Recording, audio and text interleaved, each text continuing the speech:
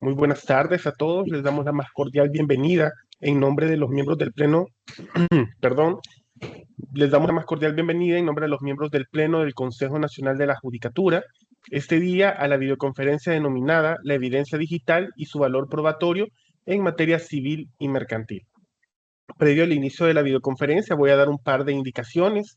En primer lugar, pues agradecerles por el tiempo, por asistir a esta videoconferencia que estamos seguros que será de un gran provecho y enriquecerá los conocimientos de cada uno de ustedes.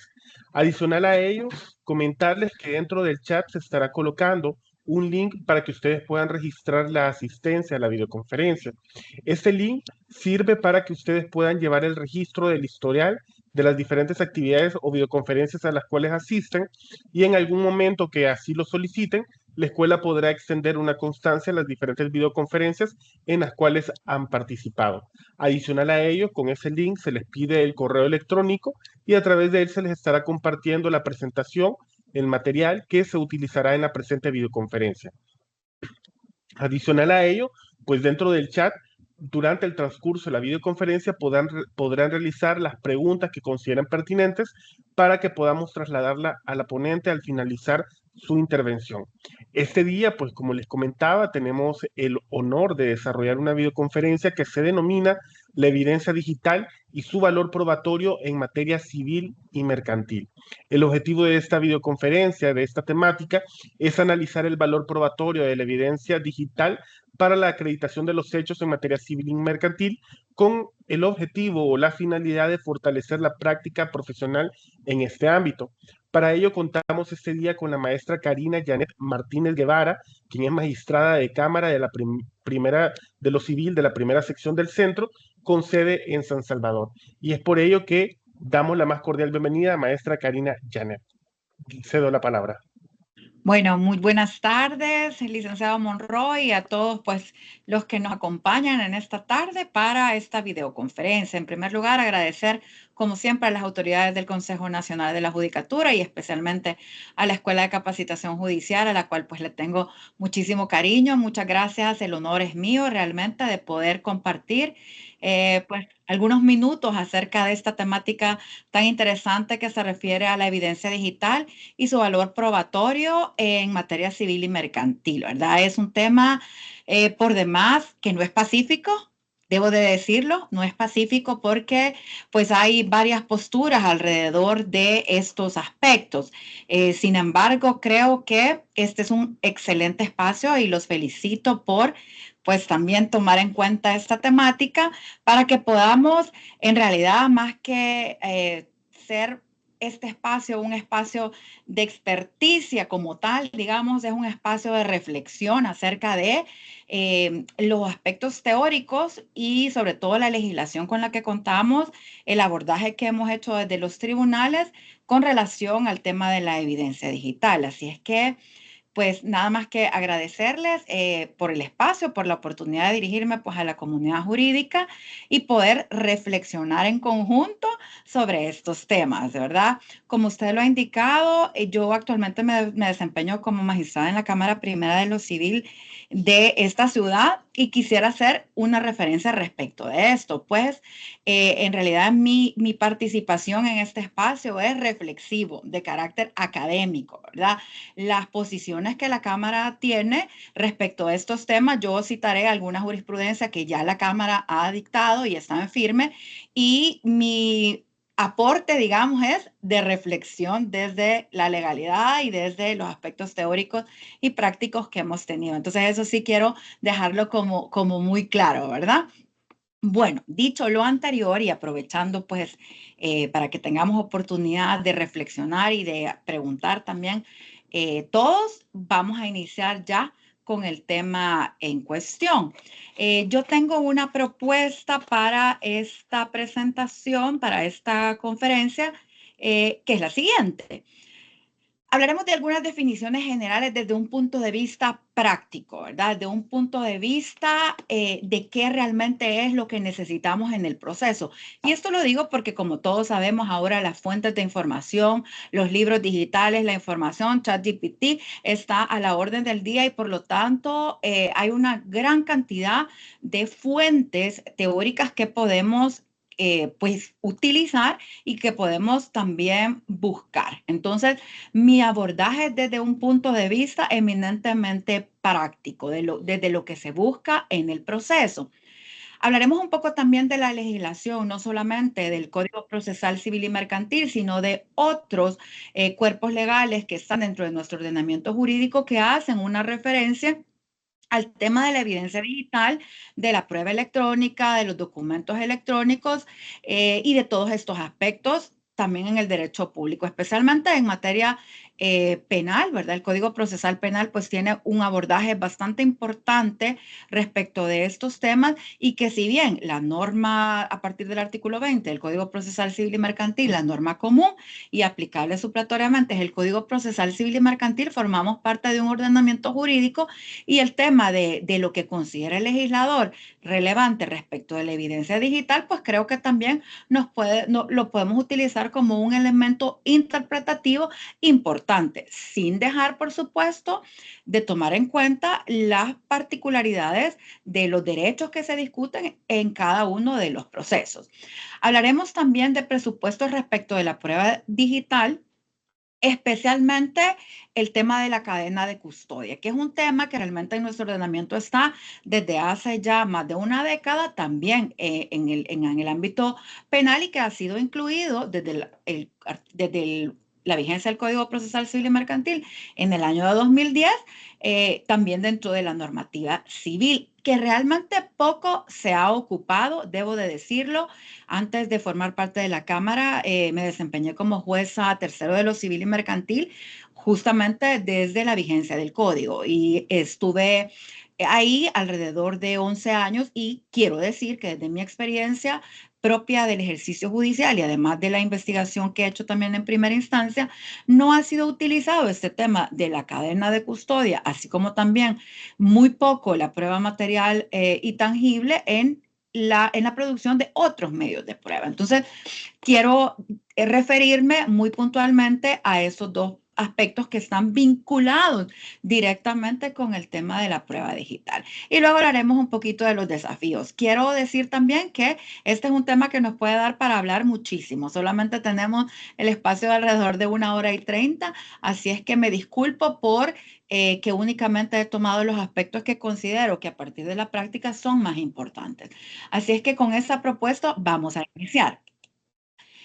Lo primero que quiero decir es que la prueba puede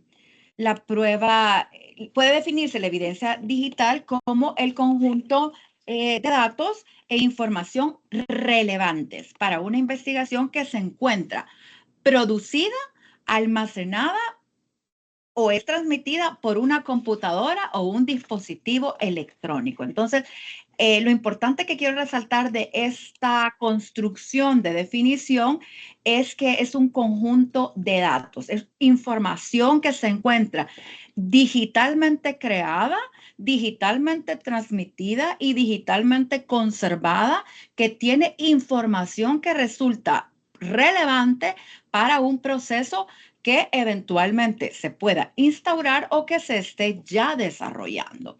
La evidencia digital, entonces, podemos seguir afirmando que es información creada, almacenada o transmitida en formato digital, es decir, en un código de comunicación binario especial que puede ser utilizado como prueba en un proceso legal.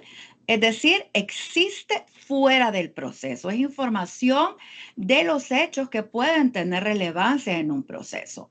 Se encuentra en dispositivos como computadoras, sin que esto sea una lista taxativa, por supuesto, teléfonos móviles, discos duros, medios de comunicación digital, aplicaciones, memoria caché, diferentes lugares donde, en el ciberespacio que podemos encontrar esta información.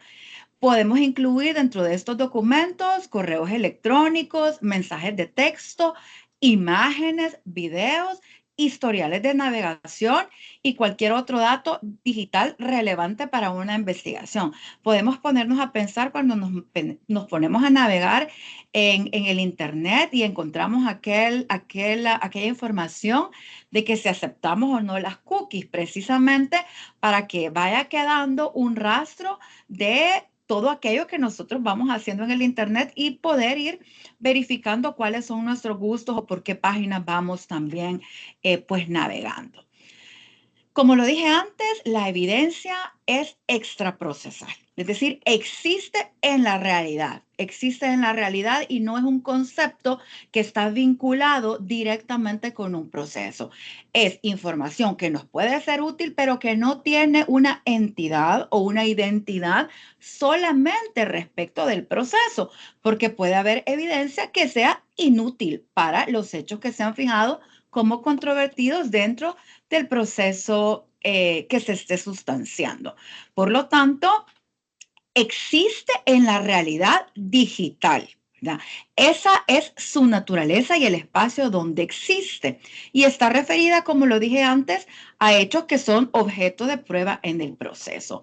Las impresiones, las fijaciones que hacemos en soportes físicos o digitales son representación de esa información que está contenida en esa realidad digital. Cuando hablamos ¿qué de está pidiendo? también podemos estar mencionando que hay evidencia electrónica. No sé, Lick Monroy, si podemos silenciar un micrófono que por ahí escucho.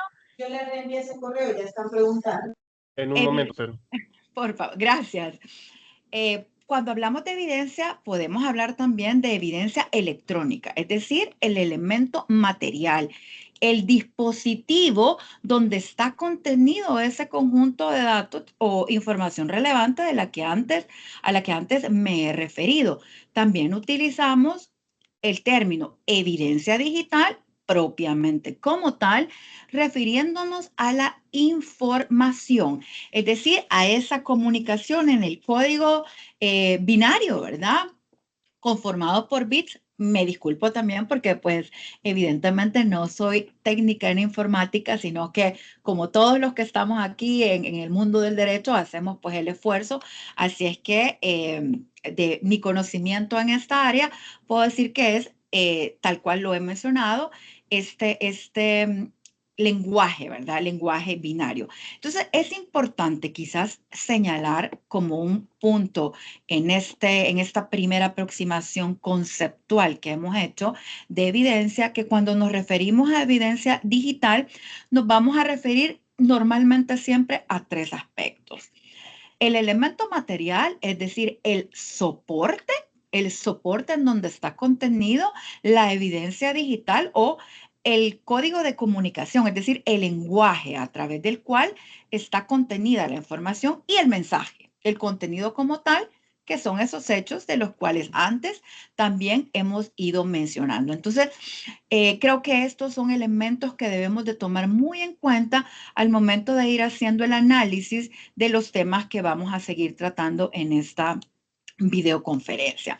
Cuando hablamos de la legislación, como lo dije antes, me quiero referir en este momento a el Código Procesal Penal y sus reformas en el año de 2022, específicamente al decreto número 280, en el cual ya hay una mención muy clara y muy específica a la evidencia digital. ¿Y qué dice el considerando cuarto, el romano cuarto de ese decreto? Que el medio donde está contenida la información electrónica se conoce como evidencia digital. Ya recordarán que antes de esta diapositiva hemos visto la evidencia tecnológica como tal, es decir, el soporte donde está contenido, y la evidencia digital entendida como el lenguaje y la información. Entonces, el legislador en materia penal habla de el medio de información electrónica.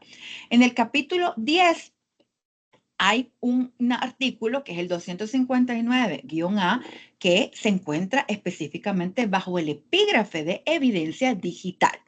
Y señalamos que el legislador dice que para los efectos penales, por supuesto, pero de ahí podemos extraer elementos que son también compatibles con la materia civil y mercantil, ¿verdad? La regulación del Código Procesal Civil y Mercantil. ¿Qué considera el legislador en materia penal como evidencia digital? Y dice que son los documentos digitales, los mensajes electrónicos, las imágenes, los videos, los datos y cualquier tipo de información que sea almacenada, recibida o transmitida a través de las tecnologías de la información y comunicación o TICs, como normalmente también nos referimos a ella, o por medio de cualquier dispositivo electrónico. Es decir, que esa información que bien está en el espectro o en el espectro digital o que está contenido en un dispositivo electrónico y que para tener acceso a esa información tenemos que utilizar el dispositivo como tal y el software o la aplicación que pueda tener para acceder a esa información. Entonces, ¿qué dice el legislador en materia penal? Que todo esto será admisible como prueba. Hay ya aquí una distinción. Primero habla de la evidencia y luego habla de la prueba. Y además que deberán de ser valoradas conforme a las reglas de la sana crítica. El inciso segundo de esta disposición también hace una referencia a la Ley Especial contra Delitos Informáticos y Conexos, digamos, anticipándonos a toda esta vorágine de cambios tecnológicos que hay día con día y que por lo tanto incluye también toda la tecnología que a futuro pudiese existir y que ya no va a requerir, digamos, una renovación legal, sino que vamos a poder incluirla en esta previsión futurista, ¿verdad? Y dice y señala que tendrá carácter de prueba de acuerdo a las reglas de incorporación de la evidencia. Es decir, ya aquí tenemos un primer abordaje de que tenemos la evidencia y que esta evidencia, si es relevante para el proceso, podrá incorporarse como un medio de prueba según la regulación del Código Procesal Penal, que es la disposición que pues estamos señalando en este momento. Me disculpo también con este montón de texto, pero era necesario copiarlo únicamente para hacer un énfasis en todas las definiciones que el artículo 3 en la Ley Especial contra los Delitos Informáticos y Conexos tiene y que nos sirve porque son definiciones legales, que por lo tanto nos sirven de una manera práctica para todos estos supuestos que podamos enfrentar también en materia civil y mercantil. Y hay conceptualización acerca de los datos informáticos. Y esto me parece súper importante que lo señalemos porque es cualquier representación de hechos, información o conceptos en un formato digital. Aquí el legislador mete también lo análogo, pero lo que aquí nos interesa es el formato digital, porque este contenido digital, su génesis se encuentra precisamente a través de la tecnología y está previsto para que exista ahí, se transmita también en ese contexto y se almacene también en ese, digamos, en ese espectro. Entonces, señala que pueden ser almacenados, procesados o transmitidos en un sistema informático, cualquiera que sea su ubicación, que es uno también de los problemas que muchas veces enfrentamos. ¿Por qué? Porque hay servidores que están alojados en diferentes países y por lo tanto todo el tema de delitos informáticos y conexos nos enfrenta con la transnacionalidad también y con evidentemente la desaparición de las fronteras y el espacio que pueden confluir diferentes legislaciones, diferentes jurisdicciones y que de ahí se vuelve un poquito también más complejo este asunto. Pero, ¿qué es lo que los datos informáticos permiten? Y que quiero pues señalar de manera muy enfática. Permiten describir, identificar, descubrir y valorar y administrar esos datos.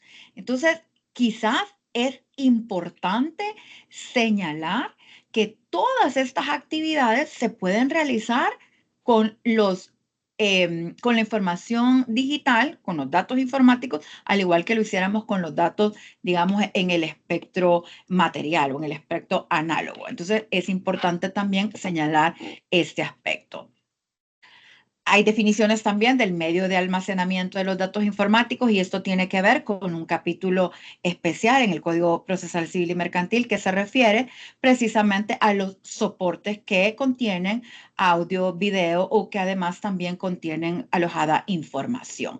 Es decir, cualquier dispositivo a partir del cual la información es capaz de ser leída, grabada, reproducida o transmitida. Es decir, podemos tener acceso a él, podemos grabarla, es decir, podemos generar copias, podemos también acceder a ella y tener contacto a través de los sentidos o podemos transmitirla con o sin ayuda de cualquier otro medio idóneo. Es decir, necesitamos otro elemento para poder tener acceso a esa información. No es como que agarremos un documento y lo leamos únicamente. Habrán algunos soportes digitales que sí, que lo podamos hacer de esa manera, pero habrán otros que no. Es decir, esto es bien casuístico, dependerá también de cuál es el objeto del proceso y cuáles son los hechos que deban de probarse.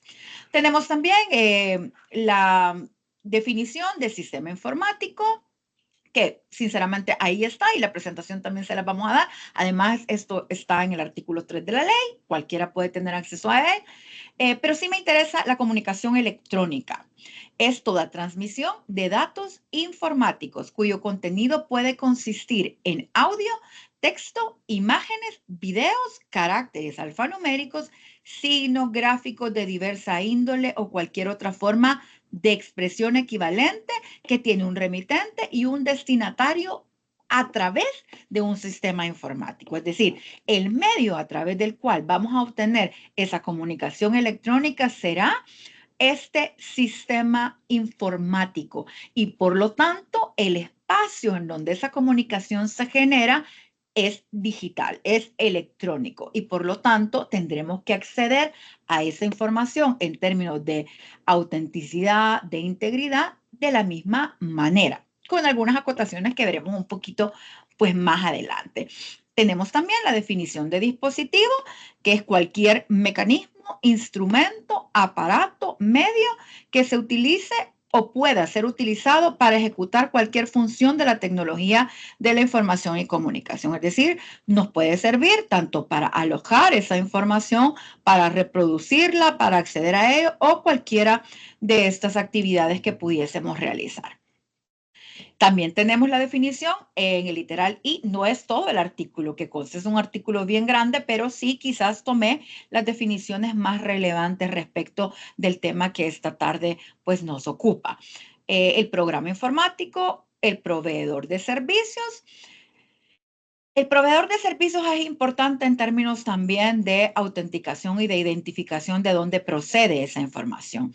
Y señala la disposición legal que es la persona natural o jurídica que ofrece uno o más servicios de información, que puede ser no solo la transmisión, sino que también el alojamiento de la información, la comunicación por medio de sistemas informáticos, procesamiento o almacenamiento de datos. Y esta letra K es sumamente importante. Tráfico de datos informáticos. Son aquellos que se transmiten por cualquier medio tecnológico, pudiendo mostrar origen, destino, ruta, hora, fecha, tamaño, duración de la comunicación, entre otros. Esto permite rastrear toda la información que se genera digitalmente a través de un programa informático, de un proveedor de servicios, de un sistema tecnológico. Es decir, todo lo que se crea digitalmente se puede rastrear. Tiene una huella digital que podemos perseguir si es que fuese alterado. Entonces, existe la posibilidad de generar toda esa información a partir del tráfico de esos datos. Origen, destino, ruta, hora, fecha, tamaño. Y el tamaño sí que es importante porque tiene que ver, tiene que ver con el tema de la integridad de la información que se traduce o que se comparte a través de estos aspectos. Y bueno, y una conceptualización de tecnologías de la información y la comunicación que día con día cambia, ¿verdad? Ya no es solamente lo que conocíamos hace años atrás. Bueno, ahora estamos en la era de la inteligencia artificial y por lo tanto todo esto va cambiando día con día. Así es que únicamente nos refiere a qué puede estar contenido en esto. Esto es con respecto a el ámbito penal, ¿verdad? Pero también podemos encontrar algunos aspectos que son importantes para este tema de esta tarde, como es la ley de firma electrónica, que tiene también pues sus reformas en agosto del 2021 y también incluye definiciones. En su artículo 3 establece que para los efectos de la aplicación de la presente ley se utilizarán las siguientes definiciones. Documento electrónico es la información de cualquier naturaleza contenida en un soporte electrónico según un formato determinado. Este formato puede ser creación de las partes o puede estar incluido, por ejemplo, en una página web en donde solamente tenemos que cliquear o llenar alguna información para que podamos, por ejemplo, celebrar un contrato o podamos hacer una manifestación de voluntad que no implique más que aceptar ciertas condiciones que estén ya dispuestas, es decir, que el documento ya está elaborado en la página, alojado, y nosotros lo único que hacemos es validarlo con algunos signos también digitales que estarán contenidos en el mismo. Fíjense que esto me parece sumamente importante en la letra P, que habla de mensaje de datos, que es también un término que se acuña en la legislación colombiana y que tiene una amplitud más grande a simplemente el documento como tal. Y cuando hablamos de mensaje de datos o la legislación salvadoreña lo menciona, habla de información en general. Esta información puede devenir o se puede representar a través de letras, a través de imágenes, a través de audio, a través de sonido, de imágenes, perdón, un video, y por lo tanto tiene, digamos, es un paraguas más grande de la información que puede estar contenido en un mensaje de datos. Si ustedes se fijan, vamos a encontrar los mismos o las mismas precisiones: generación, envío, recepción, archivo o resguardo a través de medios electrónicos o similares. Si ustedes ponen atención en todas estas normas que hemos venido viendo, habla de estas actividades: generación, es decir, la creación, el envío entre el emisor y el receptor, la recepción también, o el archivo o el almacenaje de esta información a través de medios electrónicos o similares, que puede contener documentos electrónicos, pero no necesariamente o no solo documentos. Por eso, la definición de mensaje de datos es una definición más amplia que permite incluir diferentes soportes, no solamente los documentos. Entonces, esto sí me parece importante también pues señalarlo. El reglamento de la ley de firma electrónica también, en su artículo 2, establece que se entenderá como documento físico, ya pues todos lo sabemos, pero es importante que la ley haga el distingo en función de qué, en función de entender que pueden equipararse ambos documentos siempre que cumplan ciertos requisitos en función de su uso, en función de su equiparación en cuanto a la información que tienen, en cuanto a la autoría, en cuanto a las formalidades, para que también tengan esa autenticidad o ese valor probatorio que podría concedérseles. Entonces, la información de cualquier naturaleza contenida en el soporte. La diferencia, veremos, es el soporte donde se aloja la información. Además, también los criterios de autenticidad o de autoría, más bien, quizás quisiera mejor precisar y decir autoría. ¿Quién ha realizado ese documento? El documento electrónico, por el contrario, es también información de cualquier naturaleza contenida en donde, en un soporte electrónico según el formato determinado. Si ustedes entonces ponen cuidado, la única diferencia es el soporte en el que se aloja la información. evidentemente podremos encontrar obstáculos como el tema de la autoría del documento. Si estamos hablando de firma electrónica simple o firma electrónica certificada, pues entonces estamos hablando de otro tema. Pero la práctica lo que indica es que la mayoría de documentos que quieren denominarse documentos electrónicos no cuentan con este tipo de firma y por lo tanto, pues entramos a un debate de autoría precisamente. El artículo 40 de este reglamento establece que los documentos electrónicos, por su naturaleza, están destinados a ser creados en forma electrónica, que sus efectos se desplieguen también desde el ámbito electrónico y que se archiven de esa manera. Lo que nosotros hacemos cuando lo imprimimos es representar lo que digitalmente está contenido, es decir, es una representación, no es el documento. Por eso es que en muchas ocasiones en los procesos se comete el error de considerar que una impresión de un correo electrónico, la captura de pantalla de un servicio de mensajería, WhatsApp, Telegram, Signal, la que sea, es prueba digital o prueba electrónica. Y eso no es. Lo veremos también un poco más adelante.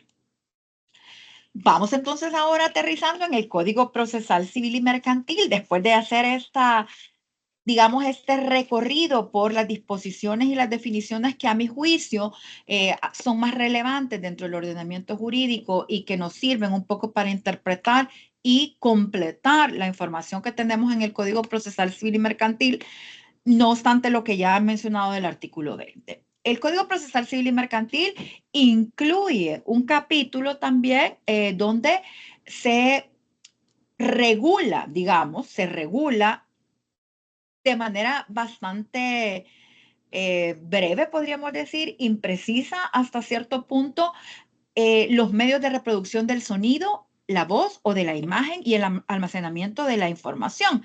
Y lo único que el código señala o que el legislador ha señalado es que se pueden aportar como medios de prueba. Es decir, esos medios de reproducción, los soportes donde están contenidos. Lo que el legislador nos está diciendo es que esos medios pueden ser aportados como medios de prueba. Y por eso he puesto en rojo aquí esto, aportación de donde esté contenido el material probatorio. El material probatorio podríamos pensar que es la evidencia, es el material que consideramos relevante y que hemos introducido a través de este medio de prueba, es decir, como un medio de reproducción del sonido, la voz o la imagen. El artículo 398 del Código Procesal Civil y Mercantil establece que la propuesta o la proposición, si ustedes quieren llamarle así, de pruebas como medios de reproducción de sonido o imagen, así como los soportes magnéticos, es decir, la prueba o el soporte material tangible en donde está contenido lo que verdaderamente nos interesa, que es la información digital, se debe de realizar de acuerdo con las disposiciones del código, es decir, con la aportación de medios de prueba de manera general para la admisibilidad, la pertinencia y la utilidad, y luego para la valoración, particularmente con la prueba digital, la autenticidad y la integridad, que también veremos un poco más adelante. Esto significa que la forma en que el legislador considera que puede presentarse la evidencia digital o audiovisual es a través de estos mecanismos, a través de esta aportación. Quiero referirme a tres elementos que son importantes en este tema a considerar, y es la evidencia, que es todo ese conjunto de datos y de información, de hechos que existen en el mundo digital, que ya hemos mencionado, el tema de o el concepto de fuente de prueba y la prueba en general, pero en este caso particular, la prueba digital. Aquí es necesario que tomemos en consideración lo que regula el artículo 325, que se refiere a la prueba material o tangible, que si ustedes lo leen, habla también acerca de videos, fotografías, imágenes, reproducciones, es decir, que este capítulo del código no lo podemos ver separado del artículo 325, ¿verdad? Que es la prueba material o tangible para poder hacer una integración de la regulación que el Código Procesal Civil y Mercantil señala. ¿Por qué digo que estos conceptos están interrelacionados definitivamente? ¿Por qué? Porque la fuente de prueba está relacionada directamente con la evidencia. La fuente de prueba es donde esa evidencia está contenida. Hablamos del artículo 325 y entonces señalamos que hay prueba material o tangible, donde esa evidencia se ha alojado. Es decir, ¿cómo voy a probar dentro del proceso? Tengo la evidencia. Esto es relevante para los hechos controvertidos. Tengo a dónde está contenida esa evidencia, cómo voy a probarlo, qué es lo que voy a llevar o por lo menos qué me va a servir para proponer y que esto se introduzca dentro del proceso que finalmente es ya la prueba digital como tal. Entonces, estos tres conceptos están interrelacionados. No podemos hablar de la evidencia al margen de la fuente de prueba. Si esto es lo que queremos finalmente llevarlo al proceso y que esto se convierta en prueba digital o prueba electrónica, como también se utiliza de manera sinónima. Entonces, quiero por favor que hagamos como mucho énfasis en estos tres conceptos que están relacionados. ¿Por qué?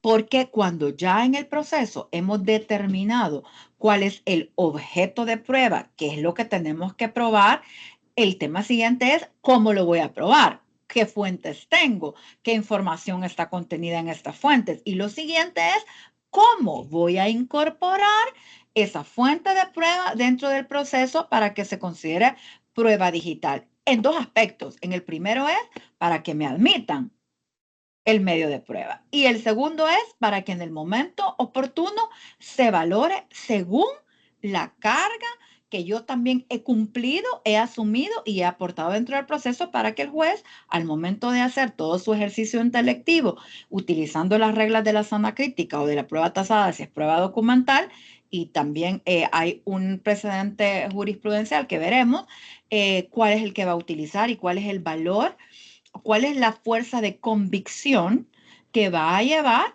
todo ese trabajo que la parte hace dentro del proceso. Quiero mencionar algunas características de la evidencia digital. En realidad, la evidencia en general comparten el aspecto de que tienen información relevante para los hechos discutidos en el proceso. El tema aquí es que la evidencia digital tiene características propias que lo distinguen de la evidencia tradicional o tangible o material como también la conocemos. Entre otras podemos mencionar, tiene más, pero yo he seleccionado, digamos, juiciosamente estas. La evidencia digital es volátil, es decir, puede cambiar, puede desaparecer, puede intentarse que no quede rastro. Y si no contamos con los mecanismos técnicos, con los profesionales, digamos, los peritos adecuados para poder recuperar la información que se ha tratado de borrar o desaparecer, pues entonces esa evidencia va a volar, va a desaparecer. Por eso se dice que volátil es fácilmente borrable, pero se puede recuperar. Eso definitivamente que se puede hacer, pero es fácil, digamos, fácil considerar que podemos desaparecer esa información. Es también duplicable. ¿Por qué? Porque normalmente lo que hacemos son réplicas o copias de la información digital que podemos tener en el contenido o en el soporte o en el sistema informático en donde originalmente se ha creado. Se puede duplicar, se pueden hacer copias y esto tiene ventajas porque permite hacer algunas actividades periciales sin destruir el origen, digamos, o la original, donde se encuentra. Entonces se puede duplicar y se pueden hacer varios, digamos, dependiendo del tipo de pericia que se realiza, varias copias para que guardemos la indemnidad del original o la fuente, digamos. Entonces es duplicable, se puede repetir y por lo tanto también esta es una característica. Normalmente es anónima, vuelvo y digo. dependerá de cuál sea la evidencia digital. Podemos decir que en muchos casos es anónima. ¿Por qué? Porque, por ejemplo, el solo envío de un correo electrónico de una cuenta que está vinculada a una persona no necesariamente establece la autoría. Es decir, que el titular o el dueño de esa cuenta de correo electrónico efectivamente lo haya emitido. Es decir, hay otros elementos que deberemos de tomar en cuenta para considerar si ese correo fue hecho anónimamente o efectivamente lo podemos vincular de manera directa a el titular de la cuenta, ¿verdad? A nombre de quién está registrada la cuenta. Es decir, hay diferentes aspectos que podrían tomarse en cuenta. Lo mismo pasa con el uso o la manipulación de los teléfonos inteligentes. Normalmente hay algunos que tienen no solamente un código, sino que un reconocimiento facial, algunos huella digital también, pero ocurre que también pueden ser alterados, más bien pueden ser violentados o pueden utilizarse indebidamente si yo no tengo el cuidado y dejo mi celular desbloqueado, abierto, puede manipularlo un tercero y puede, digamos, generar una información, unos datos, un mensaje digital que en principio se presume que lo he enviado yo, pero que puede tener también prueba en contrario, porque la prueba digital no tiene una entidad en todos los casos suficiente como para no requerir de otros medios periféricos de prueba directa o indirecta que sustenten el valor que estos tienen. Entonces, esto también es importante recordar que puede ser anónima. La evidencia digital también contiene metadatos, es decir, una información que se encuentra como escondidita, digamos, de la que podemos ver, por ejemplo, la fecha, el día, la capacidad, el volumen de la información que está contenido, según los bytes, eh, información que no se advierte, pero que está también identificando la evidencia, a qué hora se produjo, en cuál estaba, en qué lugar estaba ubicado.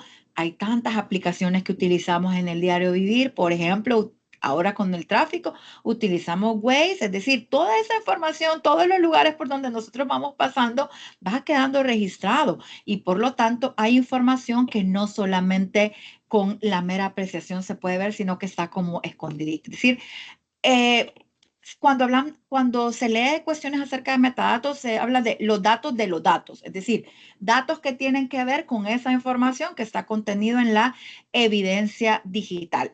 Y veámoslo de una manera bien sencilla.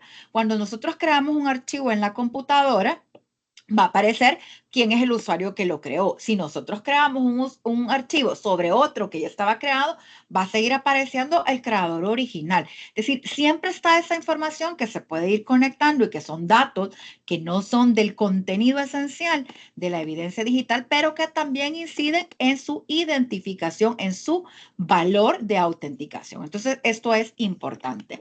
Y el otro asunto, la evidencia análoga también es importante la rigurosidad en su tratamiento, pero no lo vemos con tanta exigencia como lo vemos con la evidencia digital, porque consideramos que se puede alterar, que se puede modificar y que pierde la integridad de lo que realmente contenía sin que quede rastro o sin que se pueda advertir. Si nosotros alteramos un documento análogamente, un texto material, un documento análogo, pues por supuesto que si está alterado y es muy burda la alteración, lo vamos a advertir, basta con los sentidos. En cambio, los archivos digitales no pasa esto. ¿Por qué? Porque hay tantos programas, hay tanto software, hay tantas herramientas y tantos mecanismos para hacer parecer algo como que realmente fuese auténtico. Y por lo tanto hay que determinar una rigurosidad en el tratamiento de la evidencia digital. Y esto tiene que ver con actividades desde la identificación de la evidencia, la recolección o extracción, la conservación de la evidencia digital, las prácticas periciales que se podrían hacer, la conservación, presentación de los resultados y luego la valoración. Es decir, hay una rigurosidad mayor por las especificidades de la evidencia digital que no ocurre con la evidencia tradicional. Entonces, aquí es donde conceptos como cadena de custodia, prueba material o tangible cobran un significado relevante, un significado importante para los efectos del valor probatorio que pueda tener en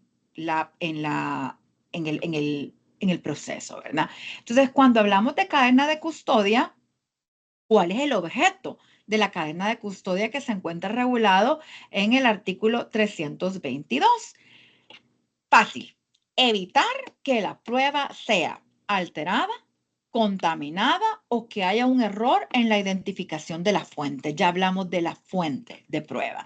O cualquier elemento relacionado, ya sea directa o indirectamente con el hecho a probar.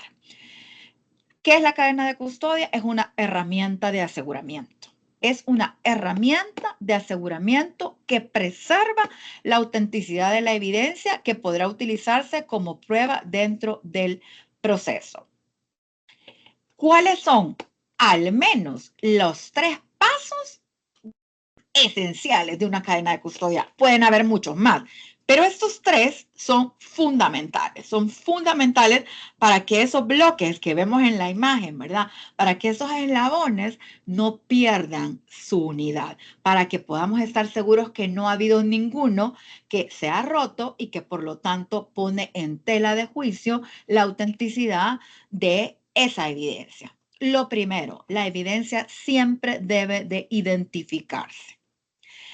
Si alguna vez hemos visto alguna serie de criminalística, de investigación policíaca, nos vamos a fijar siempre que lo primero es acordonar el lugar, ¿verdad? Acordonar el lugar, prestar el cerco de seguridad y que nadie toque nada, que nadie mueva nada. ¿Para qué? Para que a través de unos numeritos, ¿verdad? Identificamos. Esto es como bien gráfico en investigaciones penales. De repente con investigaciones digitales en el ámbito privado, pues digamos no tenemos una casuística tan grande hoy por hoy. Pero hay que identificar la evidencia. ¿Cuál es la evidencia que vamos a utilizar? ¿Cuál es el soporte que está en el que está contenido? Y cuando hablo de identificación, hablo de toda la información relevante que esté relacionada con esa evidencia. Lo segundo es la recolección u obtención, es decir, cómo extraigo esa evidencia, cómo resguardo esa evidencia, cómo hago una copia de esa evidencia, cómo la protejo. Y no solamente desde su integridad digital, sino que también el soporte en el que la copio, porque puede ser que el soporte esté dañado, que no sea apto para poder luego reproducir esa información. Hay diferentes aspectos que pueden tomarse en cuenta. Hay que tomar una situación también en consideración en el ámbito del derecho privado, y es que la cadena de custodia le corresponde preservarla a una parte, al interesado, el que va a llevar la fuente de prueba. En materia penal, ¿verdad? Hay todo un aparataje institucional estatal que se encarga y que son diferentes dependencias, la policía, la fiscalía, el laboratorio, que van interviniendo con respecto a la evidencia. En el caso del derecho privado, son las partes las que se quieren aprovechar de una fuente de prueba y que por lo tanto tienen que seguir también y acreditar que se ha cumplido la cadena de custodia en caso de que el otro impugne la autenticidad de esa evidencia digital. Entonces, el segundo paso o la segunda etapa o el segundo momento importantísimo dentro de esta cadena de custodia es la recolección u obtención.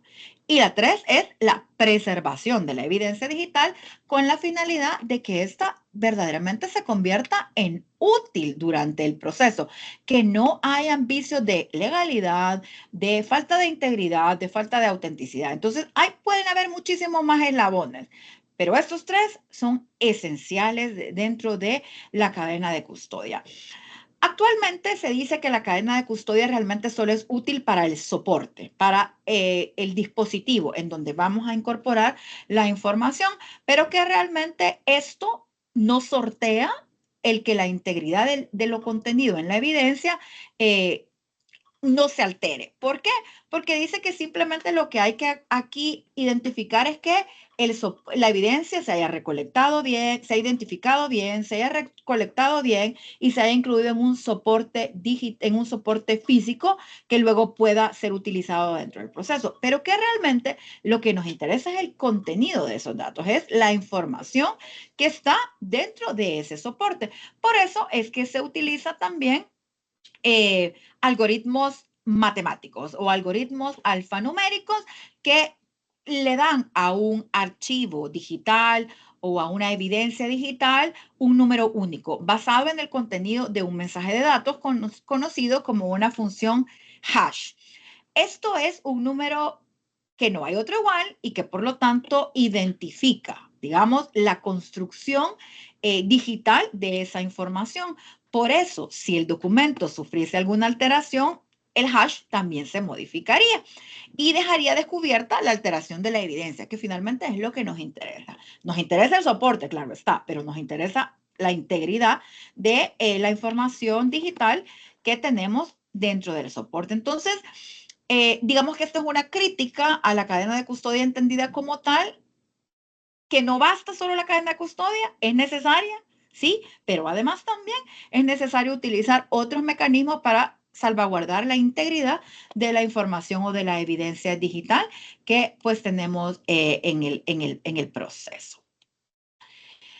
Cuando hablamos ahora de cómo vamos a traer todo esto después de la cadena de custodia, vamos a tener que recordar que esta evidencia tiene que tener dos grandes presupuestos o que debe de cumplir dos grandes presupuestos, que es la autenticidad y la integridad. Es decir, que esa evidencia realmente no haya sido alterada, que es realmente la que identificamos y que además es íntegra, que no se ha alterado. ¿Cuáles podríamos encontrar como prueba o qué podemos decir que es una prueba electrónica como tal? Cuando ya hemos cumplido esos parámetros, evidencia digital obtenida a partir de un dispositivo electrónico o medio digital que sirve para lograr la convicción en torno a la veracidad de hechos relevantes en el proceso. ¿Cuál es la función de la prueba? Lograr la convicción de la existencia de un hecho que forma parte del objeto de prueba dentro de un proceso, de los hechos controvertidos. ¿A quién queremos convencer? Pues a quien está juzgando ese proceso. Queremos que logre el convencimiento a través del medio de prueba. Algunos ejemplos que no son taxativos, como dije ya, son ejemplificativos y son los más comunes, digamos, que utilizamos o que vemos en la práctica. Correos electrónicos, mensajería instantánea, páginas web, bases de datos, videos, fotografías, ya sea alojados en dispositivos electrónicos o alojados también en redes sociales que puedan servir como medios de prueba dentro de un proceso. ¿Cuál es otra de las características? Es que se generan en el ámbito digital o su contexto de existencia es el digital. Entonces, esto es nuevamente, hago como énfasis en estos aspectos. Y respecto ya de la evidencia, para llevarla al proceso, vamos a recordar algo que pues conocemos, digamos, que es el procedimiento aprobatorio y sus etapas. Sabemos perfectamente que el derecho a la prueba es un derecho de carácter constitucional, es un derecho que le permite realmente a las partes que están en controversia dentro del proceso acreditar la veracidad de las afirmaciones que hacen dentro del mismo. Y por lo tanto, tiene que tener una interpretación amplia, una interpretación que permita a la que realmente lleve los medios de prueba que considere necesarios, útiles, pertinentes, legales, idóneos al proceso. Obviamente cumpliendo con estos caracteres, por supuesto, pero también que los juzgadores no nos convirtamos en restrictores del ejercicio de ese derecho, porque entonces pues lo estamos dejando sin contenido. Entonces, esto es importante al momento sobre todo de evaluar la prueba digital, que como dije desde el inicio, pues hay con sus luces y sombras hemos ido pues tratando de salvaguardar en los procesos, pero recordemos que aquí sobre la base de todo esto está la protección jurisdiccional, están los derechos de los justiciables y por lo tanto tenemos que hacer una interpretación que permita que estos medios de prueba lleguen al proceso, que sean considerados como tal, que estas fuentes de prueba se conviertan verdaderamente en medios de prueba dentro del proceso. No estoy diciendo con esto que no vamos a tener que exigirle a las partes que se cumplan los presupuestos. Claro que sí, pero hay que interpretarlo desde una visión amplia, desde una visión extensiva para el ejercicio del derecho y no para su restricción, digamos, literalista o legalista o formalista. Por lo tanto, entonces, recordemos que en el procedimiento probatorio hay diferentes fases. La fase de la aportación, la de la proposición, la admisión, la producción y la valoración. Y aquí nuevamente vuelvo a citar lo que se encuentra regulado desde los artículos 396 al artículo 401 del Código Procesal Civil y Mercantil, que se refiere a los medios de reproducción del sonido, voz o de la imagen y almacenamiento de la información. Si ustedes se fijan en el artículo 396 y en el artículo 397, habla acerca de los recursos de almacenamiento. Es decir, nos habla del soporte donde se encuentra alojada la evidencia digital y se señala que pueden ser aportados al proceso con las reglas que el código establece para poder convertirse en medios de prueba. Entonces, según lo prescrito en este código, es decir, las reglas generales, realmente no nos da ningún otro elemento que pudiésemos considerar de manera precisa dentro de la regulación para que se haga ese aporte. Entonces, tenemos que considerar también que dependerá de la prueba digital que queramos utilizar, si va a ser necesario que también lo hagamos en conjunto con la prueba pericial o no. Y por eso señalo aquí en la parte de la diapositiva una especial referencia a la prueba pericial, porque el artículo 400 del Código Procesal Civil y Mercantil habla de la necesidad del auxilio pericial, lo que tenemos que regular con el artículo 375. Pero lo relaciona o lo regula en un contexto muy particular, que es el contexto de la reproducción en audiencia. De la reproducción en audiencia cuando la otra parte o la contraria haya requerido que se reproduzca ese medio digital. Entonces, vamos a continuar hablando un poquito acerca de esto. Hay algunas consideraciones especiales que a mí me gustaría referirme respecto de la práctica, ¿verdad? De la práctica de lo que los tribunales, pues vemos que finalmente, como dije desde el inicio, creo que es de interés de todos los que estamos en esta videoconferencia. Quiero señalar que hay diferentes documentos electrónicos y como antes decía, algunos tendrán problemas de autoría. Si tenemos una firma electrónica certificada o una firma electrónica, una firma digital simple, pues entonces, digamos, hay unas consideraciones en particular, pero no me quiero referir a eso porque tenemos la ley de firma electrónica y eso nos solventa, digamos, algunos aspectos, sino que cuando no puede, el documento no puede ser atribuido de manera tajante a la autoría de una persona determinada que tiene relación con los hechos a probar. Hay que considerar también con el tema de los documentos electrónicos cómo se elaboran. Es decir, si se elaboran directamente en una página web, en una aplicación, o si son de creación, si estamos frente por ejemplo, a un smart contract, en donde después de cumplidos los presupuestos se autentica y se formaliza y se realiza, además en el espectro digital. Por lo tanto, hay varios aspectos que deben de considerarse dependiendo del caso en concreto. Con el respecto a los documentos electrónicos y su naturaleza jurídica, dependerá de los elementos de autoría para poder considerar si funcionalmente los podemos utilizar de manera análoga a la prueba documental análoga, a la prueba documental material o tradicional que conocemos como instrumentos públicos o como instrumentos privados. tomando sobre todo en consideración el tema de los documentos privados en cuanto a que si estos no son impugnados o no hay controversia acerca de su contenido o de su obtención, ¿cuál es el valor probatorio? Sobre todo porque recordemos que en nuestro Código Procesal Civil y Mercantil subsisten dos sistemas de valoración de prueba, la prueba tasada respecto a la prueba documental y la sana crítica respecto de todos los demás medios de prueba, que por lo tanto pues coexisten y tendremos que determinar cuál es el valor probatorio que le concedemos a ese documento electrónico cuando siempre está relacionado con la autoría, ¿verdad? Con la autoría y el medio de elaboración. Normalmente, cuando son correos electrónicos, como lo vemos también dispuesto, dependerá de la actitud procesal de la parte.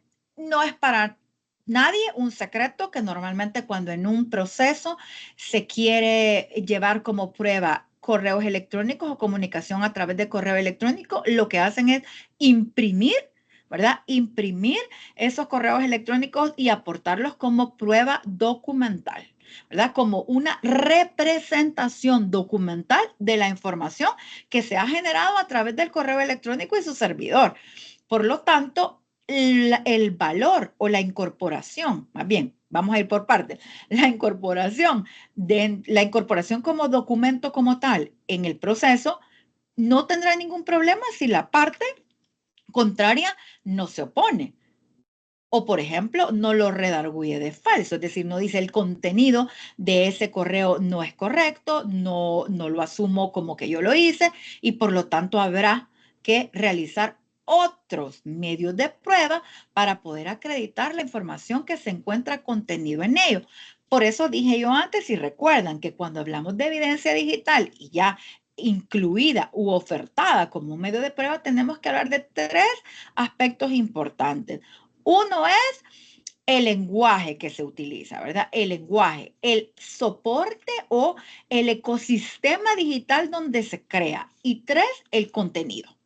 El contenido que es la información que tiene. Entonces, por lo tanto, si la parte pues no genera ninguna oposición, no controvierte lo que está contenido en la impresión o representación material de lo que está contenido en el correo electrónico, pues no debería de existir ningún problema para poder aportarlo. Si la parte controvierte, pues entonces la parte que quiere aprovecharse de la evidencia digital tendrá que ofrecer los medios de prueba que considere suficientes, necesarios, pertinentes para darle robustez a la información que se encuentra contenido y demostrar la autenticidad y la integridad de la información contenida en el correo electrónico. El otro aspecto que también es de práctica muy recurrente es la captura de pantalla, ¿verdad? De mensajería, las capturas de pantalla de página web, de información que se encuentra en la red. Lo mismo pasa que con el correo. No hay razón, digamos, legal para hacer una diferencia. Si hay controversia, pues entonces ahí, dependiendo de la evidencia digital y del medio de prueba en particular, podremos ir determinando si es necesario que se haga una prueba pericial, qué tipo de perito o cuál es la cualificación que debe de tener el perito, cuáles son los puntos de pericia que la parte va a solicitar que se definan para que el perito los realice y pueda así salvaguardar la identidad y la suficiencia de la información que está en esos mensajes o en esa página web o en esa base de datos. Porque es muy común también que a veces nos presentan copias o impresiones de conversaciones de aplicaciones de mensajería instantánea y a veces lo único que hay es hay texto, un montón de iconos donde se han mandado mensajes de voz, que por lo tanto en una impresión pues no vamos a saber cuál es el contenido, mensajes eliminados y que por lo tanto no hay una secuencia en la conversación que pueda llevar a considerar integralmente la información que se tiene en esa conversación. Entonces, es sumamente importante que si hay una controversia con alguna de la información que está contenida de manera gráfica en la impresión, pues entonces la parte se ponga las pilas, como decimos, ¿verdad? Y utilice la prueba pericial como un mecanismo para poder salvaguardar esa información que en muchas ocasiones es la prueba relevante y la que resuelve el conflicto, pero que tiene esos problemas de autenticidad o de integridad.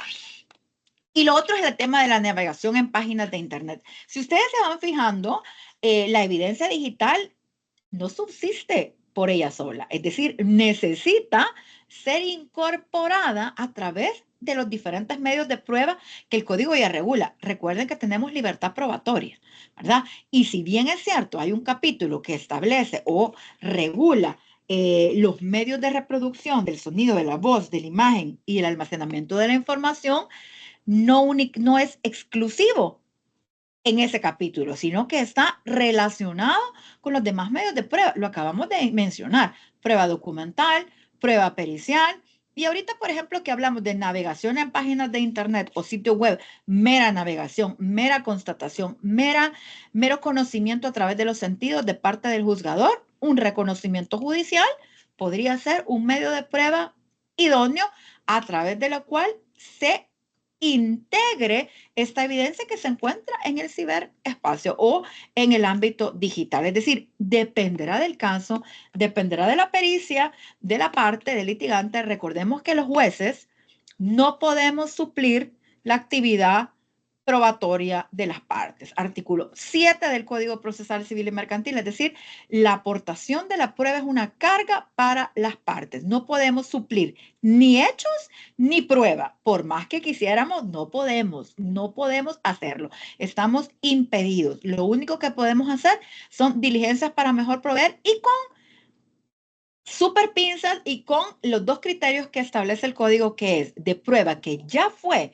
debidamente admitida y controvertida, y dos, que resultó oscura después de producirse. No es prueba de oficio, es únicamente para prueba para mejor proveer. En el caso del reconocimiento judicial, sabemos que lo podemos hacer inclusive de oficio porque es una prueba directa personal del juez y podríamos considerarlo siempre y cuando la información que pretende la parte que obtengamos únicamente requiere el uso de los sentidos y no información como metadatos que hemos señalado que no se encuentran visibles, sino que se encuentran escondidos en la integridad o en las entrañas, digamos, de la evidencia digital. Entonces, esto sí que quisiera pues mencionarlo con mucha contundencia, es decir, no podemos dar una regla general. Desde mi humilde opinión, es decir, en todos los casos requerimos prueba pericial. No es así, dependerá de la evidencia digital, dependerá del hecho a probar, dependerá de la conducta de la contraparte y de la controversia que se pueda generar respecto de una evidencia digital que pretende incorporarse como un medio de prueba. Entonces, esto lo dejo ahí, ¿verdad? Sentado. Uno de los objetivos de este espacio es precisamente que reflexionemos acerca de estas cosas y nos dé interés por ir pues a buscarlo en términos prácticos, como dije, ¿verdad? En términos prácticos. Bueno, quiero aquí hacer una distinción de algunos caracteres específicos acerca de la prueba pericial respecto de la evidencia digital. ¿Y por qué es importante tomarlo en cuenta? Porque como ya dijimos, algunas características de la prueba digital o de la evidencia digital es que es intangible, es decir, que no solamente no la podemos advertir a simple vista si no hay una representación en su contenido, en su configuración, porque tiene un lenguaje diferente, ¿verdad? Un lenguaje binario que, por supuesto, es lo que construye la información. No siempre la podemos visualizar de manera inmediata. Requeriremos software, requeriremos una aplicación, requeriremos un dispositivo electrónico para poder reproducirlo. Es decir, no podemos acceder de manera inmediata a la información, sino que vamos a necesitar siempre un sistema para poder hacerlo. ¿Es replicable o reproducible? Sí, podemos utilizar también digamos, ese término. Es volátil, ya dijimos.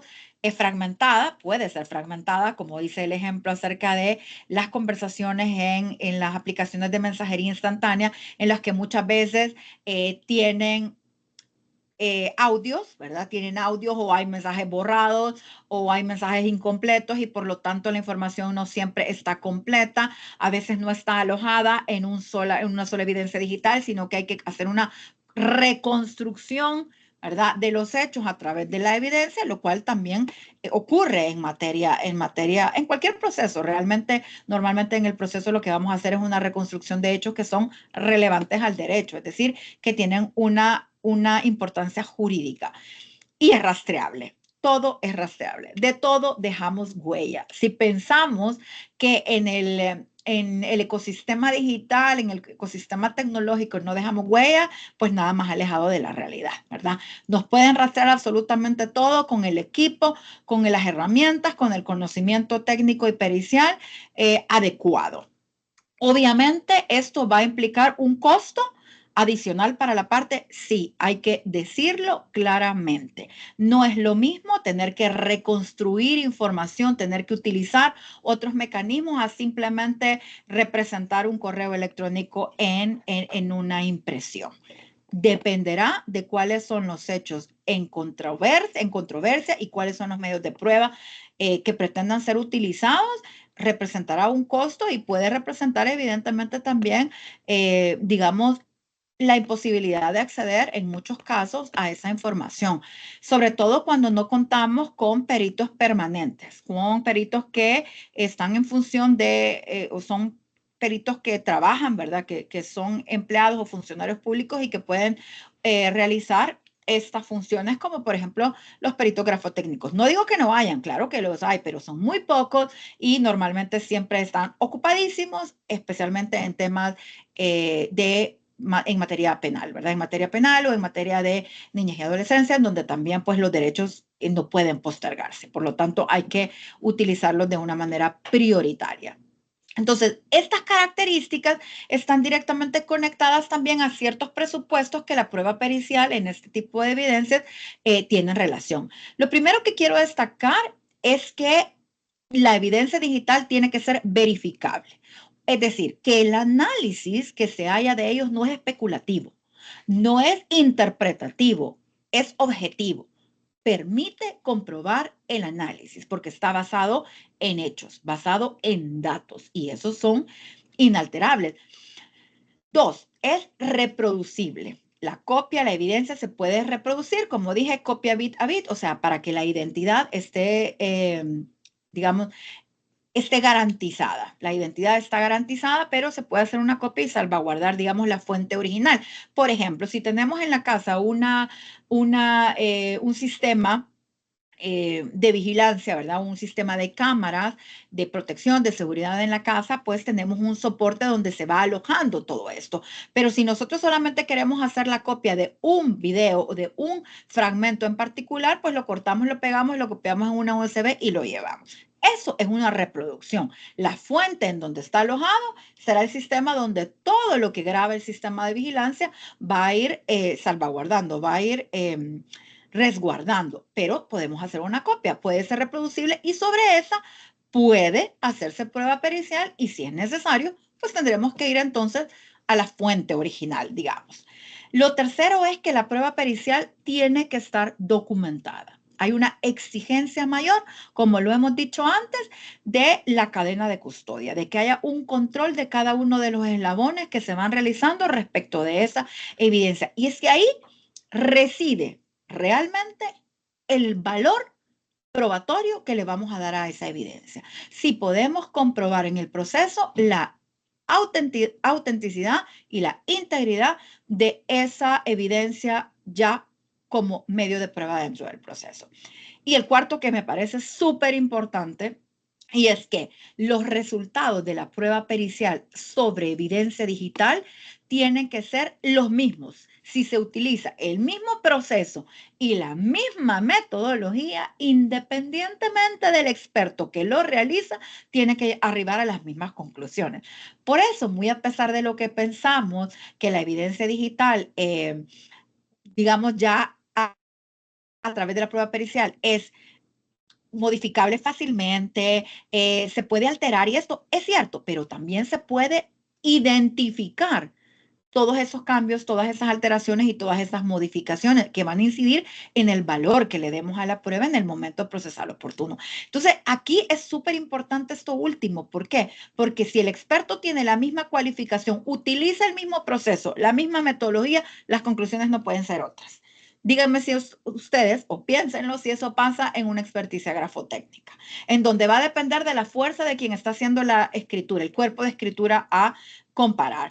Va a depender de los trazos, va a depender del cansancio, va a depender de la óptica, va a depender de muchos criterios subjetivos realmente del perito. Entonces, esto es súper importante respecto de consideraciones relevantes en el resultado de la pericia respecto de la evidencia digital, ¿no? Entonces, hay muchísimos aspectos más, pero creo que esos son los más importantes en términos prácticos.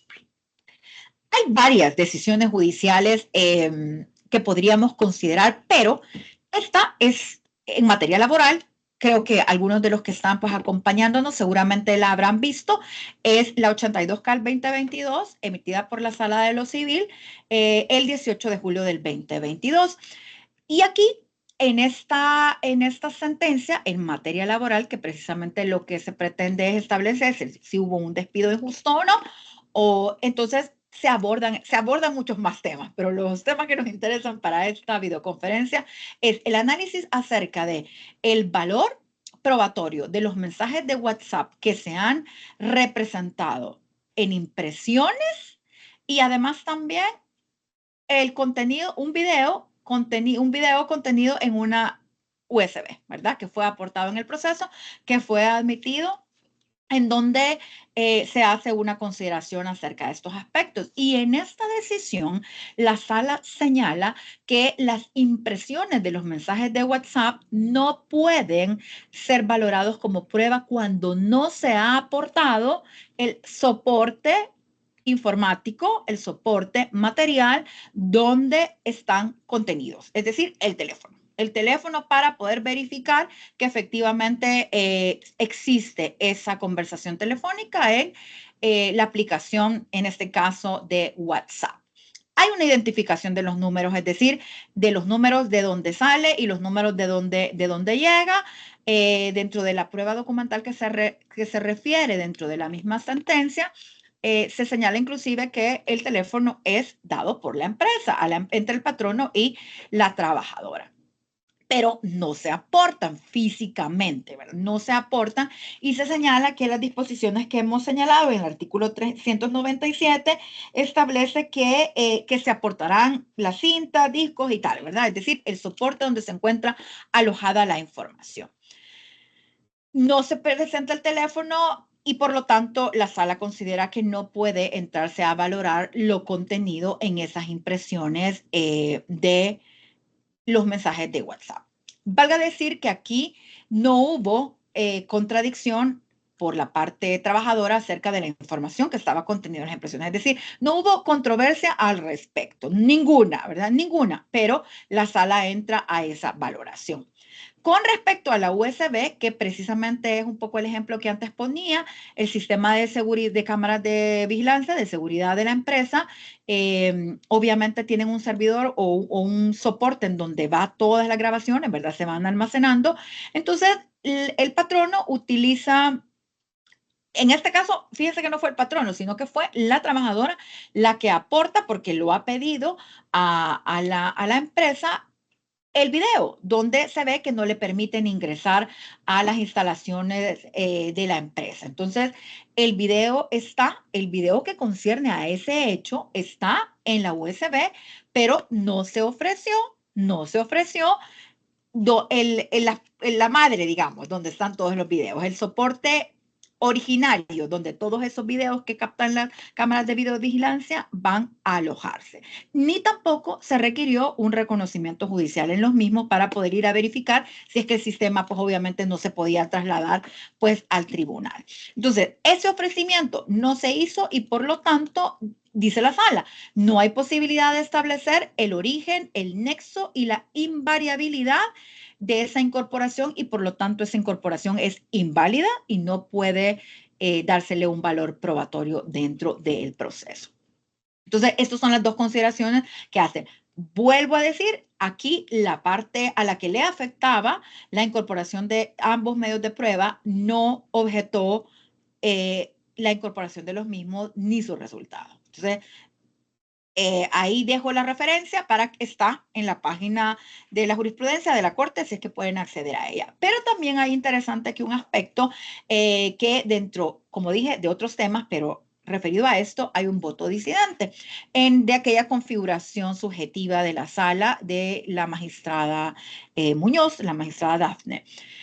Ella hace referencia a una jurisprudencia que es la 12 APL 2016, en donde se había dicho lo contrario. Es decir, que si se aportaban estos, en el caso de las impresiones de los WhatsApp y en el caso del video, la 12 APL se refiere al tema de las impresiones de correos electrónicos o de mensajería instantánea y dice, si se aportan, se aportarán como una prueba documental y si la otra parte no lo controvierte, pues entonces no hay problema y podemos entrar a valorarlo. O sea, digamos, en palabras más, palabras menos, ¿verdad? Muy sucintamente el resultado de eso. Habrá que leer toda la resolución. Ahí les dejo la referencia. Dice esto. Entonces, esta decisión de la 82 cambia completamente aquella interpretación que había dado la sala en ese sentido del valor que pueden tener o de si es posible entrar a valorar esa información. En el voto disidente, ella señala un aspecto que es importante y dice que no solamente a través de la regulación del 396 y siguientes se puede ingresar la fuente de prueba. Es decir, que la fuente de prueba puede ingresar por otros medios probatorios. Es decir, no solamente a través de la incorporación del soporte. Y ella señala en las argumentaciones que dice, la fuente precede al medio, es decir, la fuente se tiene y luego se elige el medio a través de la cual va a ingresar al proceso. Y eso tiene que ver también con la prueba material y tangible que ya antes nos hemos referido y que es de aplicación general para los medios de prueba. Al ser intangible, señala la magistrada, debe volverse tangible, es decir, debe de haber una representación que no necesariamente solo puede ser el soporte, sino que también puede ser la impresión gráfica de las conversaciones. Y señala que, a su juicio, hacer la interpretación de que en todo caso, cuando evidencia digital haya de presentarse, debe necesariamente de presentarse el soporte donde está alojado, es limitar el ingreso de la fuente de evidencia digital al proceso. Esas son las consideraciones que ella hace y que por lo tanto hay una restricción en la especialidad, que no es lo que está previsto por el legislador. Y además dice, no es una cuestión de valoración, es la parte la que va a decidir cuál es el medio de prueba a través del cual va a introducir la fuente. Si lo hace mal, tendrá que soportar las consecuencias de que la valoración sea insuficiente, pero no en el tema de la admisión y de limitar el ingreso de esa fuente de prueba al margen de que no estamos hablando de que no es prueba que violente derechos fundamentales, ¿verdad? Porque pues sí, ahí estamos hablando ya de otro asunto, sino que digamos en términos laxos o en términos generales que cumple con la pertinencia y la utilidad a través de lo que se ha expresado por la parte y que selecciona un medio de prueba en específico. Y lo otro es que el juez está habilitado a pedir que al menos liminarmente autentique la información y de dónde proviene ese medio de prueba. Que si luego logra acreditarlo con otros medios de prueba, será un tema de verlo en el momento de la valoración, pero no en el momento de la incorporación o admisibilidad de ese medio de prueba. Entonces aquí nos vamos a encontrar con dos aspectos importantes. La mayoría de la doctrina considera que la admisibilidad tiene que ver con la utilidad, la pertinencia y la legalidad. Y la autenticación, la integridad y todo lo demás que rodea, si es suficiente, si se quedó corto porque no pidió una prueba pericial, si se quedó corto porque además no utilizó otro medio de prueba que robusteciera la información que está ahí, eso es un tema de valoración. No es un tema de impedir que la evidencia digital entre al proceso a través de una evidencia, de un medio de prueba en particular. Entonces, me parece interesante, yo lo dejo ahí, ¿verdad? Para que ustedes pues lo revisen de manera completa y hagan pues sus propias conclusiones acerca de esta situación. Fíjense que hay un artículo que a mí me parece súper importante en el tema de la autenticación, que aquí volvemos otra vez a materia penal y que es el artículo 259-C. y señala que la evidencia digital, para que sea admitida, deberá cumplir con los requisitos de la cadena de custodia, lo cual ya lo hablamos, ¿verdad? Pero fíjense esto qué importante es. El legislador da aquí algunas señales y dice, la incorporación y producción de la prueba debe realizarse bajo las siguientes condiciones. 1. Acreditación de su autenticidad, lo cual puede ser realizado por cualquiera de los medios siguientes. Es decir, no solamente a través del soporte, no solamente a través de la prueba pericial, sino que de otro medio probatorio que en principio podríamos decir no es suficiente, pero es una decisión legislativa. A. Prueba testimonial de la persona que intervino directamente en la elaboración, la generación, la transmisión o la recepción de la evidencia digital por medio de las tecnologías de la información y la comunicación. Es decir, que a partir de una prueba personal, testimonial, declaración de parte contraria, puede autenticarse evidencia digital siempre y cuando se haya seguido, digamos, con la cadena de custodia que puede exigirse respecto de la fuente. Por ejemplo, si hay una bilateralidad, evidentemente en una comunicación habrá un teléfono de donde sale y donde se reciben mensajes. Si yo tengo el teléfono, pues yo lo puedo aportar y puedo señalar que esa información con mi autorización la estoy compartiendo. Es decir, porque aquí podemos entrar a la discusión de derechos de intimidad y la privacidad de las comunicaciones, que creo que está bastante superado, que cuando uno de los interlocutores permite que se conozca la información o que se acceda, pues puede hacerse válidamente sin que se transgreda ningún derecho o garantía fundamental, siempre y cuando no tengan que ver con pues, derechos de niños, niñas, adolescentes, de sexualidad o derechos personalísimos que se puede entonces utilizar la privacidad o la restricción necesaria, pero no quiere decir que no utilicemos la fuente de prueba en debida manera. Entonces, fíjense ustedes qué importante, porque el legislador en materia penal está diciendo que la autenticidad de esa evidencia se puede demostrar a través de prueba testimonial, a través de la persona que intervino directamente en la elaboración, generación, transmisión o recepción de la evidencia digital por medio de las tecnologías de la información y comunicación. B. Acreditación de los mecanismos técnicos e informáticos idóneos utilizados para su generación que aseguren esa autenticidad, como puede ocurrir en el caso de la firma electrónica u otro mecanismo semejante, ¿verdad? Tokens que están pues ya identificados como tal, autenticaciones que tienen un soporte también, pueden utilizarse directamente como medios de autenticación de la integridad de esa evidencia en donde hay otra información que es relevante para el proceso. Entonces, y C, el perito informático. Fíjense ustedes, no solamente estamos diciendo que es con los soportes o que es solamente con la pericia judicial. Perito informático que haya intervenido en la obtención, resguardo o almacenamiento de la información o esté en el análisis de la evidencia digital designado conforme a las reglas de este código o las reglas de acreditación de autenticidad de la evidencia digital establecida. Es decir, por ahí un poquito, ¿verdad? Puede ir haciendo eco de las reflexiones argumentativas que hemos visto en la decisión en materia laboral anterior en el tema del voto disidente. Lo dejo como un insumo a considerar para sacar pues las propias conclusiones que pudiesen existir. Bueno, quiero mencionar que hay varios desafíos, ¿verdad? Son casi las 3:30, entonces quiero ir un poquito concluyendo para que nos quede oportunidad, si es que fuera de interés de ustedes, hablar sobre algún aspecto en particular. Fíjense que en esta presentación, no sé por qué, porque creo que no es la mía, creo que es la del licenciado Trejo la que está pasando. Hay dos referencias que han sido dos referencias de dos decisiones judiciales que han sido emitidas por la Cámara que conformo, que se las voy a compartir porque realmente también nosotros ahí abordamos el tema de la integridad de las comunicaciones. En un caso en donde efectivamente se utilizó la impresión de varias conversaciones en diferentes aplicaciones de mensajería instantánea que no estaban completas y que tenían eso que les comento, iconos donde habían también mensajes de voz, mensajes borrados y que por lo tanto pues no había una certeza de que era la información completa que estaba en ellos.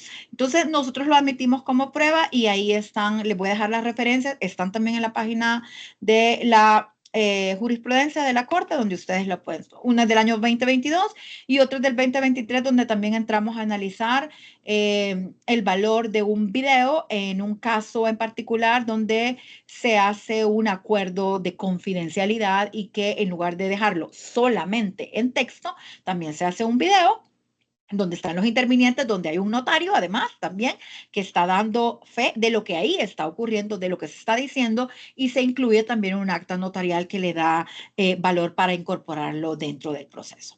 Dicho esto, hablemos de los desafíos respecto de la evidencia digital. Lo primero es que hay que estudiar, ¿verdad?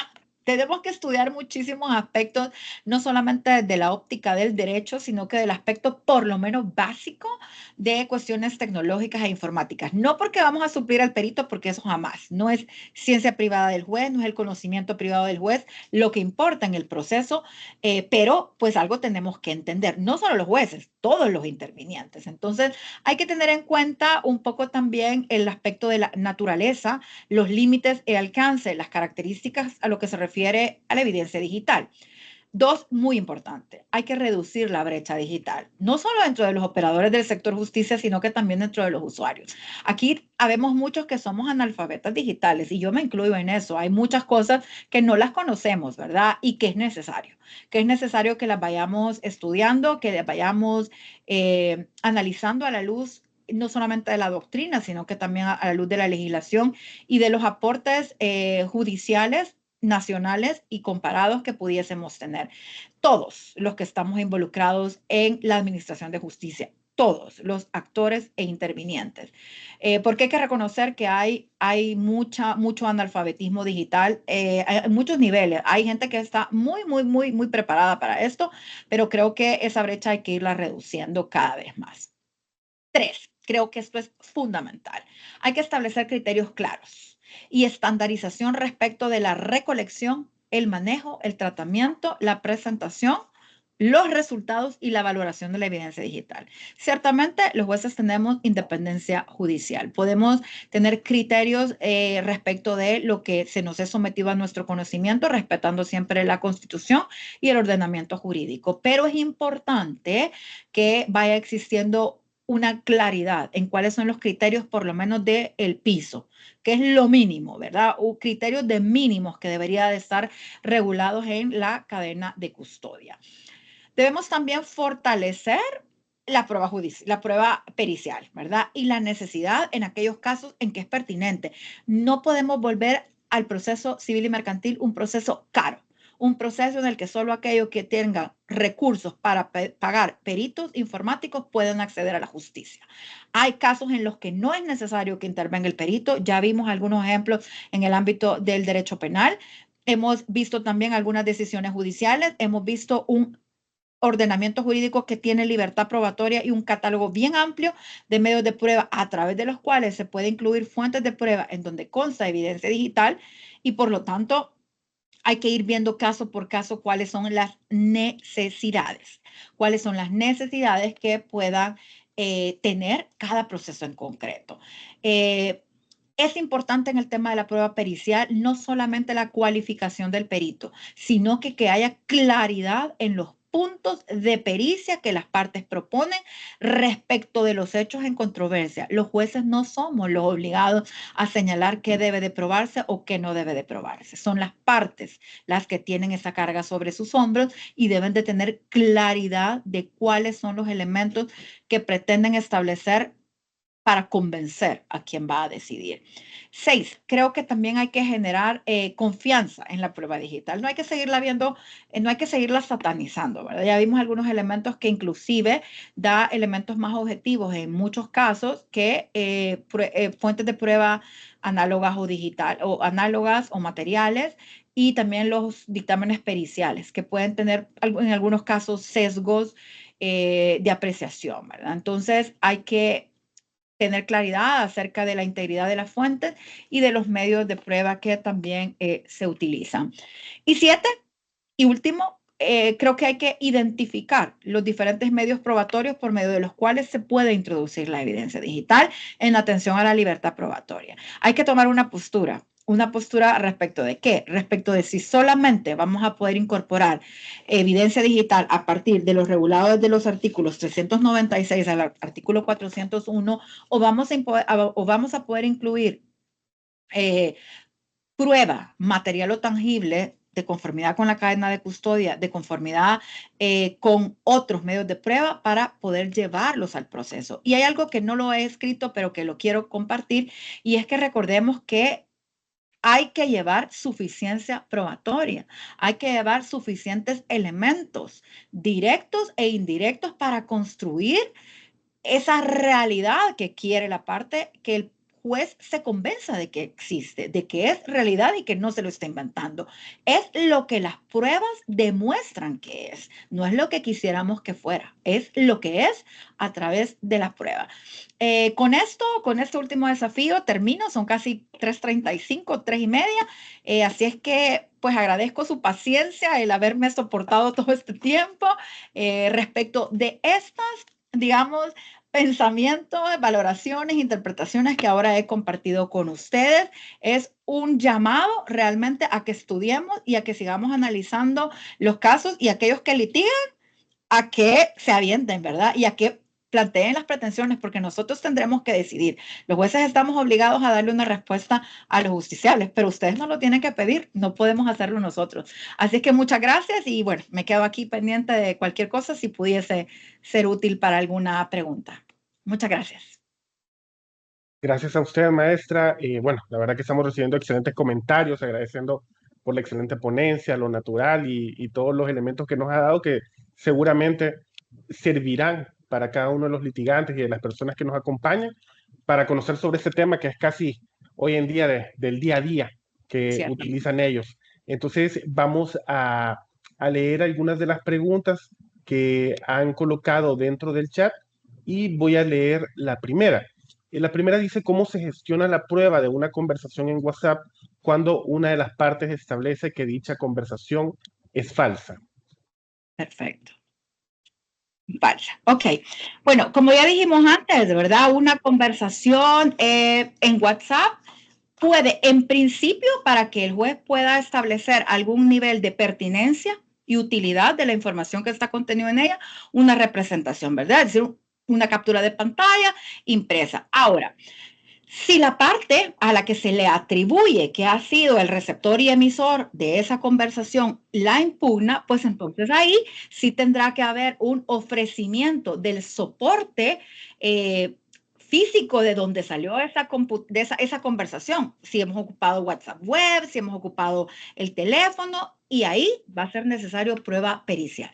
No hay otra, porque de la simple lectura, o sea, yo no puedo como juez decir, bueno, reconozca judicialmente el teléfono. Perfecto, yo lo puedo ver, puedo abrir donde están los chats, puedo abrir la comunicación, pero yo no tengo certeza que esa cuenta que dice que es de esa persona realmente lo sea. Es decir, hay que tener otros elementos, que ese número de teléfono realmente le pertenezca a la persona, cuál es el modelo del teléfono, cuál es la información que el perito pueda extraer, ¿verdad? Del teléfono, de la conversación, es decir, identificar, lograr vincular de manera indubitable o por lo menos pues con otros elementos periféricos que efectivamente esa conversación le es atribuible a esa persona. El perito, quiero decir algo aquí importante, el perito nunca va a decir que esa persona emitió la comunicación. Lo que va a decir es que ese dispositivo y esa conversación salió de ahí, llegó allá y fue transmitido. No puede el perito decir quién lo hizo, porque eso no le consta. ¿Qué significa esto? Que si la parte solamente se queda con la prueba pericial, el resultado va a ser insuficiente.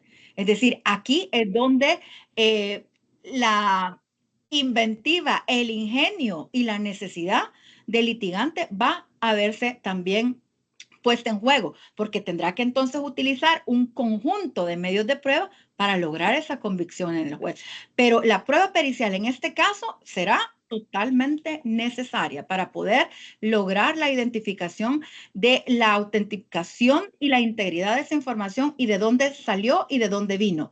No de quién lo hizo, pero sí por lo menos de cómo puedo vincularlo a una persona y utilizar las presunciones que también son permitidas en derecho. Perfecto. Otra de las consultas que nos hacían es si aplica la garantía de la cadena de custodia cuando la evidencia se encuentra en páginas de Internet o sitios web, partiendo del hecho de que su contenido es accesible desde cualquier dispositivo con Internet.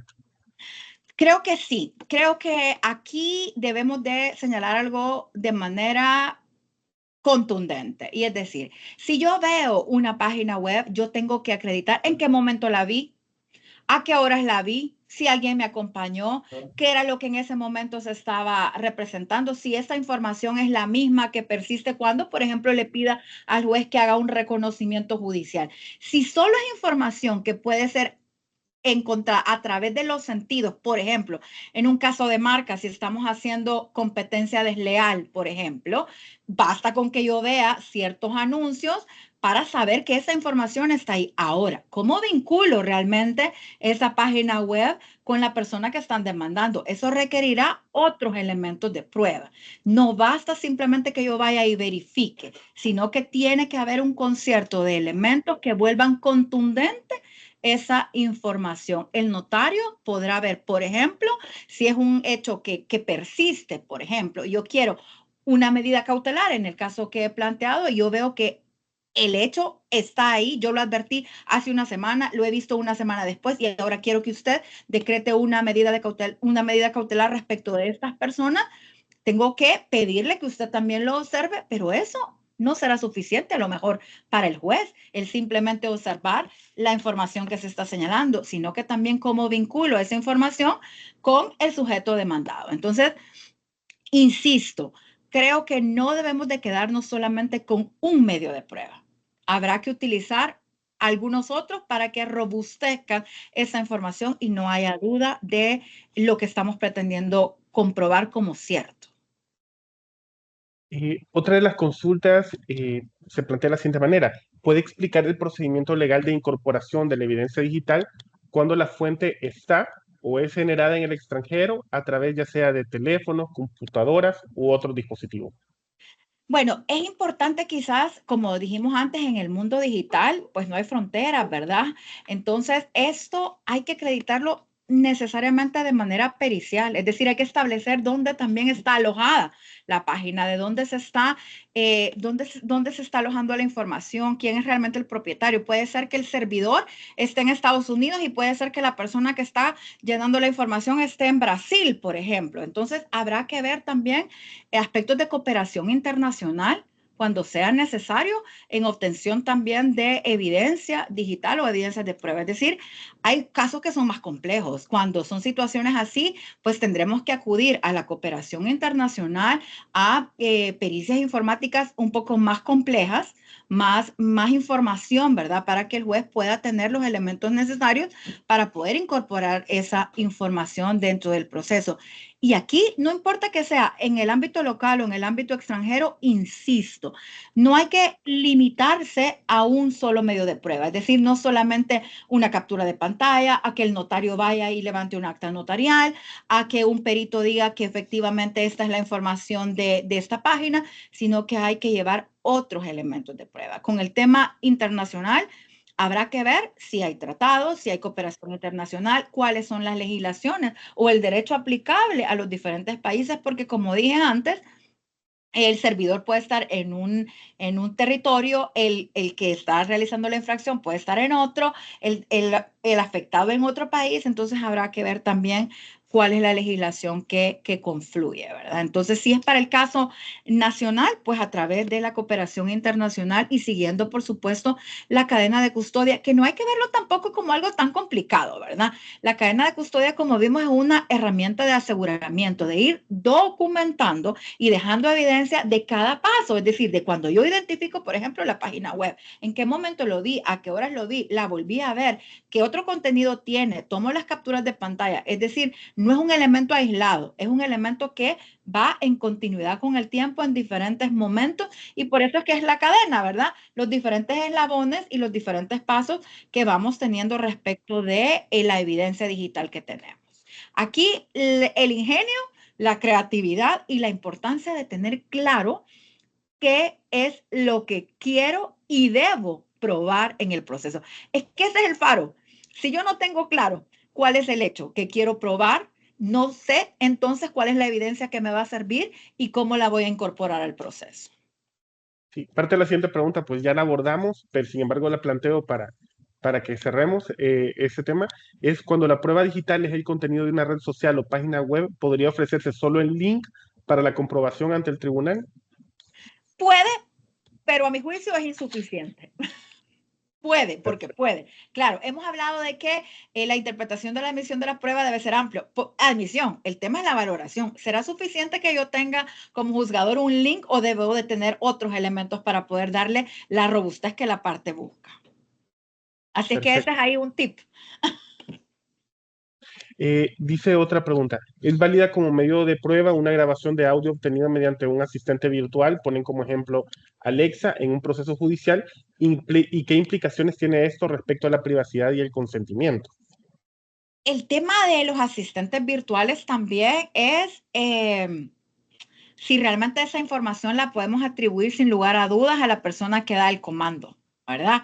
O sea, Alexa no necesariamente responde siempre a mi voz, puede responder a la de otra persona. Entonces, recordemos que en el tema digital uno de los problemas es que hay mucho, bueno, lo que se llama como deepfake, ¿verdad? O sea, mucha creación a través de inteligencia artificial o asistentes virtuales también que no necesariamente responden a la realidad, sino que son creados. ¿Cuántos videos hemos visto, todos los que estamos aquí conectados, de artistas o cantantes que están ya fallecidos y que los escuchamos cantando y los vemos como que realmente estuviesen en este plano terrenal y que ha sido creado todo a través de inteligencia artificial? Entonces, cada día la tecnología nos va generando más retos, porque el derecho siempre, y respecto a la tecnología, va a ir muy atrás.